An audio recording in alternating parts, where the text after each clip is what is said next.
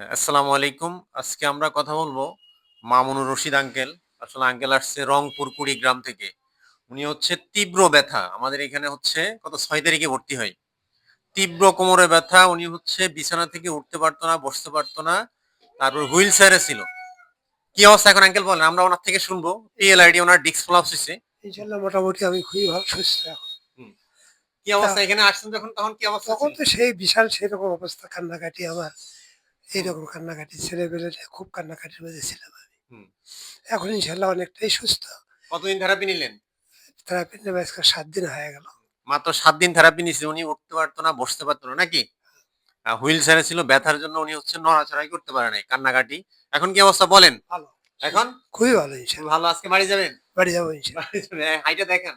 এখন হ্যাঁ, দাঁড়ান। দেখুন আসলে পিএলআইডি যাদের, এই যে দেখুন আঙ্কেল হইলো যখন এখানে আসে ৭ দিন আগে, উনি হচ্ছে যে ওনার ছেলেরা আছে।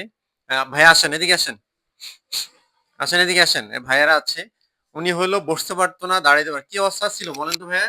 এটা মুমূর্ষু অবস্থা ছিল ভাই, বুঝতে পারিনি, শুইতে পারিনি, খুব জ্বালা ছিল, মানে কোমর ব্যথা এমন ছিল, হুম। মানে বসতে বাথরুমে মানে হামাগুড়ি দিয়ে যাচ্ছিল এরকম। বাথরুমে হামাগুড়ি দিয়ে যাচ্ছিল। শুনেন, এই তো এখানে কতদিন থেরাপি নিলেন? এখানে আমি 7 দিন নিলাম, 20টা থেরাপি এখানে সেবা নিয়েছি। কেমন আমাদের বলেন? আলহামদুলিল্লাহ অনেক ভালো আছে।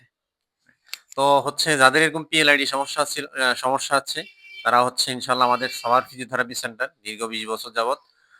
তাহলে ইনশাল্লাহ এই যে মামুনুর রশিদ আঙ্কেলের মতো স্বাভাবিক জীবন। উনি হলো কান্নাকাটি, উনি পায়খানা প্রস্রাব করতে পারতো না।